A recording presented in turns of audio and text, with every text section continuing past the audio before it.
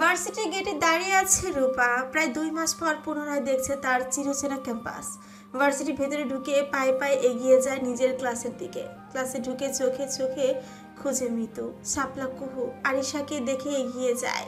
মিতু শাপলা কথা বলছিল, আরিশা রূপাকে দেখে সরে গিয়ে বসতে জায়গা করে দেয়। মিতু মুখ তুলে তাকায়। অনেক শুকিয়ে গেছে মেয়েটা। আগে সৌন্দর্য খেলা করা মুখে এখন প্রিয়জন হারানোর বেদনা খেলা করছে। সবার অন্তরালে দীর্ঘশ্বাস ছাড়ে মিতু। রূপা সবার দিকে একবার তাকিয়ে ফিচেল হাসি হাসি। ওর বাবার মৃত্যুর খবর শুনে মিতুর সঙ্গে গিয়েছিল ওরা একবার রূপার সাথে দেখা করতে। সেটাই বা কম কিসে। ওদের টুকিটাকি কথার মাঝে ক্লাসে স্যার ঢোকেন।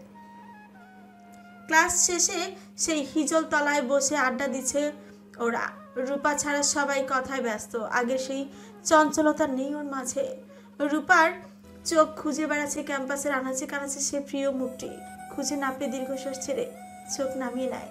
কথার ফাঁকেও মিতু লক্ষ্য করেছিল রূপাকে। রূপার একটা হাত নিজের 2 হাতের মাঝে নিয়ে বলে, ভালোই তো বাসিস না, তবে তোর চোখ কেন খুঁজে ফেলে থাকে? আর খুঁজে লাভ নেই, সে চলে গেছে বহুদূরে।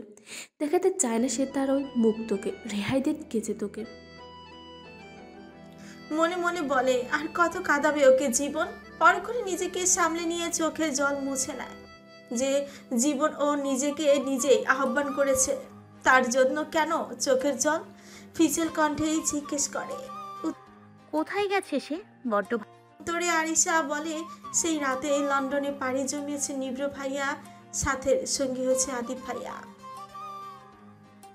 গড়িয়ে পড়ে আরো কয়েক ফোঁটা চোখের জল। মিতু হাত চেপে আরেকটু বাড়িয়ে বলে, যাকে ভালোবাসিস না তার কথা মনে করে চোখে পানি কেন তোর? রূপা মুচকি হেসে বলে, ভালোবাসি রে, প্রচন্ড ভয়ঙ্কর রকমের ভালোবাসি, নিজের চাইতেও বেশি ভালোবাসি। রূপার কথা অবাক হয়ে সবাই রূপার দিকে তাকায়। কুহু বিস্ময় নিয়েই বলে, তাহলে ফিরিয়ে দিলি কেন? বাবা নিব্রকে চাইনি, আমি কি করে চাইতাম? আর সব ভালোবাসা পূর্ণতা নিয়ে আসে তা তো নয়। আমার ভালোবাসাটা না হয় নিবৃতে, সে আমার হয়ে থাক। আমি না হয় আমার সেই অসম্পূর্ণ ভালোবাসা নিয়েই কাটিয়ে দিব আমার ছোট্ট জীবন। এই কথার পরে সবাই মাথা নিচু করে নেয়। এতদিনের ভুল বুঝে আসা মেয়েটার প্রতি হঠাৎ করেই মনের কোনায় কানায় শ্রদ্ধায় ভরে উঠেছে ওদের সবার। যার যার গন্তব্য যাওয়ার জন্য উঠে দাঁড়ায় সবাই। পায়ে হাঁটার ছোট্ট রাস্তাটায় হাঁটার সময় রূপা বলে, রূপার কথা, ওই তোরা কি কেউ কয়েকটা আমাকে টিউশনি জোগাড় করে দিতে পারিস? রূপার কথা চট করে মিতু বিস্ময় নিয়ে রূপার দিকে তাকায়। মিতুর তাকানোর কারণ বুঝতে পেরে রূপা বলে, জমানো টাকায় আর কত চলবে, ফুরিয়েছে সব প্রয়োজনে। এইবার যে আমাকেই হাল ধরতে হবে। জীবনে টানা পড়ে নে, জীবন মানে পড়েছে ফাটা। প্রতিনিয়ত অনুধাবিত হচ্ছে বাবানায়ক ছায়ার শূন্যতা। ব্যয় কমানোর প্রয়োজনে পরিবর্তিত হয়েছে আগের ঠিকানা। ছোট্ট 2 কক্ষের বাসাটি বারবার মনে করিয়ে দেয় বাবার অপূর্ণতা। সব না চাইতেও পাওয়া মেয়েটি সংসার নামক চিন্তায় চিন্তিত। ছোট্ট ভাইটিও আজ আর বায়না করে না। সেও বুঝতে শিখে গেছে তার চাহিদার সীমারেখা।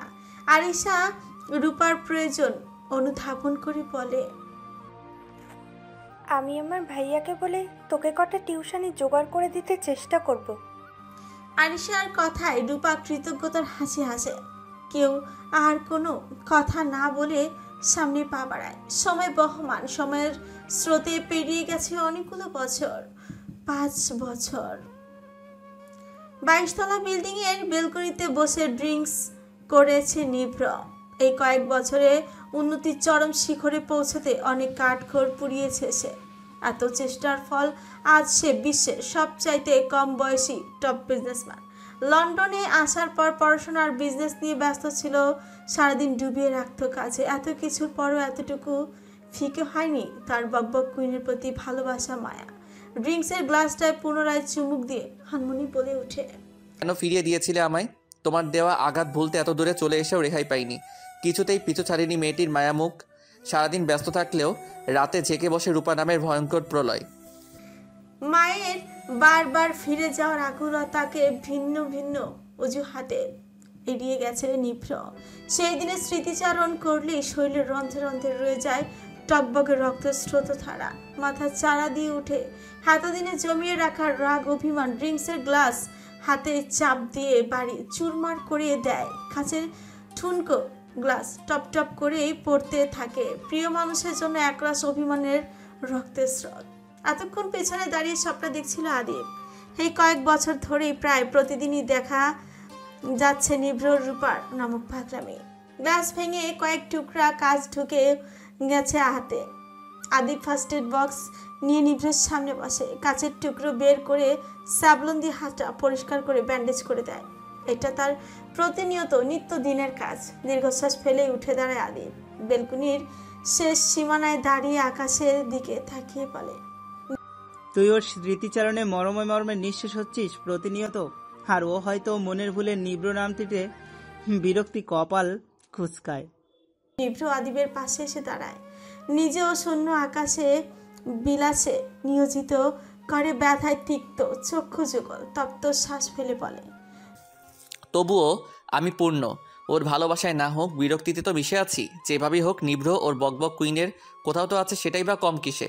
আমি তো ও ভালোবাসবে বলে ভালোবাসিনি, আমি ওকে ভালোবাসি বলেই ভালোবেসেছি। তাতেও ভালোবাসুক বা না বাসুক, ভালোবাসা কি আর প্রতিদান চাই?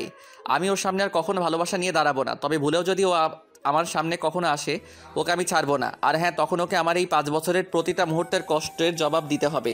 আমার প্রতিটা চোখের জলের মূল্য ওকে চুকাতে হবে। নিভ্রের কথায় আদিব নিভ্রের দিকে ঘুরে দাঁড়ায়। এই 5 বছরে বদলে গেছে অনেকটাই। আগের চাইতেও অনেক বেশি কঠিন আর গম্ভীর হয়েছে। আরো বেশি টান টান হয়েছে তার ব্যক্তিত্ব। আদিবকে এভাবে তাকিয়ে থাকতে দেখিয়ে বলে, দোয়া কর তোর বোন যেন ভুলেও আমার সামনে কখনো না আসে, কারণ আমার নিবৃতে থাকা ভালোবাসা নিবৃতের জাল ছিঁড়ে বেরিয়ে আসছে। আর সেটা যে কতটা ভয়ানক হবে সেটাই নিভ্র নিজেও জানে না। কিরে কি? সামনে ধোয়া ওঠা গরম চায়ের কাপের দিকে তাকিয়ে আছে রূপা। জীবনে টানাপোড়েনা সংসারের চাপে পুরোই নাজেহাল। নিজের টিউশনির টাকায় কোনো মতে টেনে নিয়ে এতগুলো বছর অনেক কষ্টে পার করেছে। বাবার দাফনের দিন অফিস থেকে আশ্বাস পেয়েছিল তার বাবার এতদিনের পরিশ্রমের প্রতিদান হিসেবে পরিবারের কাউকে চাকরি দেওয়া হবে। তাই অনার্স শেষ হওয়া সেই আশ্বাসেই আজ বসে আছে বাবার অফিসে। মরহুম রফিকুল ইসলামের মেয়ে শুনে পিয়ন নিজেও চায়ের কাপটা রেখে গেছে ওর সামনে। আজও বাবা নামক মানুষটি না থাকার পরেও তার সুবিধা নিতে এখানে আসা। রূপা দীর্ঘশ্বাস ছেড়ে চায়ের কাপে চুমুক দেয়। এর মাঝে ওর বাবার কলিগ জাফর সাহেব এসে কৌশল বিনিময় করে। রূপা 1 ঘন্টা যাবৎ অপেক্ষামান এই অফিসের চেয়ারম্যানের জন্য। অবসান ঘটিয়ে পিয়ন এসে জানো চেয়ারম্যান স্যার রূপাকে ডাকছে। টেবিলের উপাশে বসা মানুষটি রূপাকে ভালো করে পর্যবেক্ষণ করে। মিডিয়াম গায়ের গড়ন, লম্বায় 5 ফুট 3 বা তার একটু বেশি। গায়ের রং ধবধবে সাদা, সাদাও ঠিক বলা যায় না, হালকা গোলাপির আভা আছে। ভাষা ভাষা ঘন পাপড়ি, সম্পূর্ণ বাদামি মণি চোখে, গোলাপি ঠোঁট যুক্ত মলিন চেহারা। একটা মেয়ে দেখেই যে কেউ চোখ বুজে বলে দিতে পারবে প্রয়োজনে হোক বা বিনা প্রয়োজনে কাজে সে পটু হয়েই উঠেছে। এতক্ষণ রূপা ও তার সামনে থাকা মানুষটিকে দেখছিল। ফর্সা গায়ের রং, এর চশমা চোখের সুটবুট পরিহিত মানুষটির চোখে পিতার স্নেহশীল দৃষ্টি দেখে নিজের বাবার প্রতিরূপ দেখতে পাচ্ছিল। নীরবতা ভেঙে সামনে থাকা মানুষটি বলে, রূপা এত অল্প বয়সে চাকরি করতে চাইছো? তার উত্তর রূপে মুচকি হেসে বলল, বাবা হারানোর বয়স থাকে না স্যার। আর যাদের বাবা থাকে না তাদের চাকরির জন্য বয়স ম্যাটার করে না, ম্যাটার করে তাদের সংসারের প্রয়োজন। এমন উত্তর শুনে সামনে থাকা মানুষটি আশা করেনি, তাই কিছুটা লজ্জিত স্বরে বলেন, কবে থেকে জয়েন করতে চাও? উত্তরে আগের মতোই মুচকি হেসে রূপা বলে, আজ বললে আজই। বাসার ছাদে দাঁড়িয়ে আছে রূপা। যদিও একতলা বিল্ডিং, সামনে থাকা বড় বড় দালানগুলোর জন্য বেশি দূর অবধি চোখ যায় না, তবুও মাথার উপর খোলা আকাশ তো দৃশ্যমান। আকাশে তাকিয়ে থেকেই দুঃখ বিলাসে গা ভাসায় রূপা। সারাদিন অক্লান্ত পরিশ্রমে কোনো ব্যথাই ছুতে পারে না, কিন্তু নির্জন নিস্তব্ধতা চেয়ে থাকা রাত যেন অপেক্ষমান থাকে দুঃখ বিলাসে ভাসাতে। বদলে গেছে অনেক কিছু, সময়ের স্রোতে পার হয়ে গেছে 5টি বছর। অবুঝ বালিকা থেকে হয়ে উঠেছে দায়িত্বশীল মেয়ে, বোন। ভাইটিও দেখতে দেখতে কলেজের গণ্ডি পার করে বুয়েটে ভর্তির জন্য আপ্রাণ চেষ্টা সুযোগ পেয়েছে। এত টানাপোড়েনের সংসারের বেহাল অবস্থা, কিভাবে ভাইয়ের স্বপ্ন এগিয়ে নিয়ে যাবে তা ভেবে অস্থির ছিল। কিন্তু না চাইতেই চাকরি নামক সোনার হরিণ এত সহজে ধরা দিবে ভাবতে পারেনি রূপা। তার উপরে বাংলাদেশের 1 নম্বরে থাকা কোম্পানিতে এত হ্যান্ডসাম স্যালারি, সব কিছুই যেন স্বপ্নের মতো। তবে কি এবার কষ্ট খুঁজবে? একটু কি ভালো দিনের আশা করবে ও? সব কিছুকে ছাপিয়ে খুব জানতে ইচ্ছে করে কেমন আছে মানুষটি। এখনো কি রূপার নামে স্নিগ্ধতায় গা ভাসিয়ে, নাকি নতুন বেঁধেছে ভালোবাসার নোঙ্গর? আর নতুন করে ভালোবাসলেই বাকি, তার তো কোনো দোষ ছিল না, ফিরিয়েও তো নিজেই দিয়েছে। সব দোষ তো ওরই।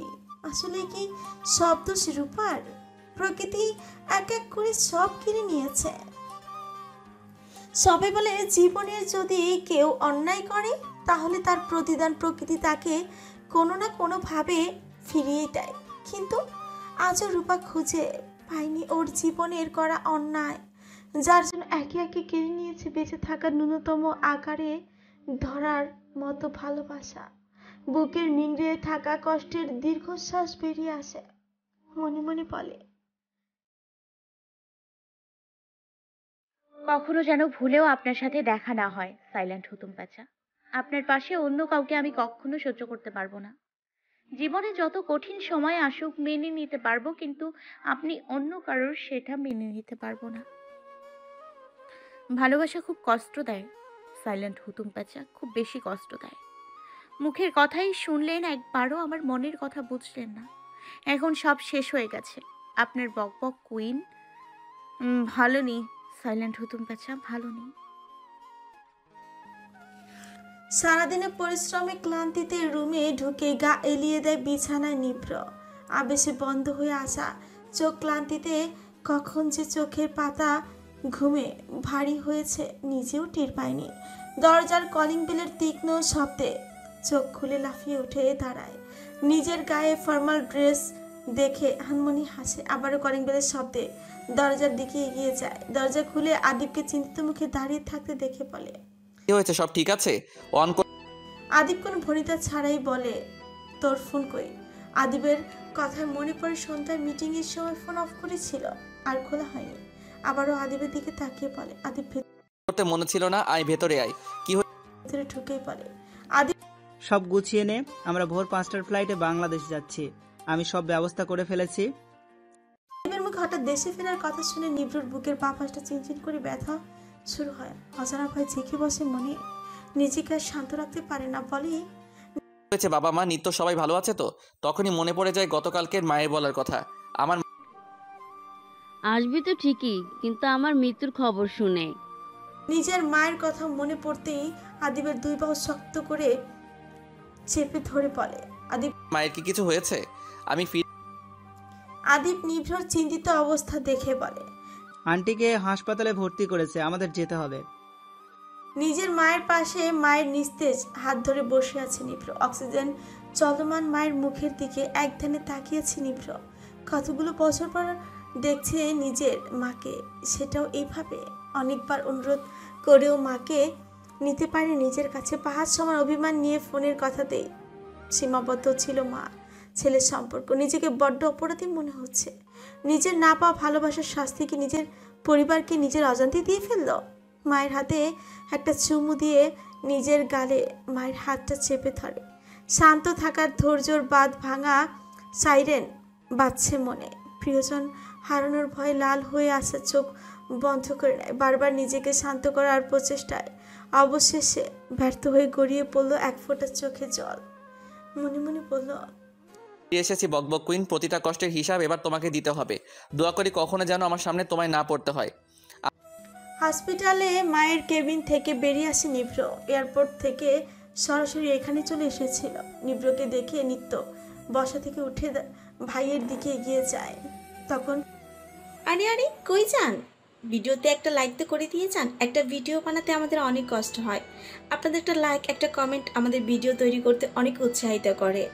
গল্পটি ভালো লাগলে চ্যানেলটি অবশ্যই সাবস্ক্রাইব করবেন। ধন্যবাদ সম্পূর্ণ ভিডিওটি দেখার জন্য। সবাই ভালো থাকবেন, সুস্থ থাকবেন।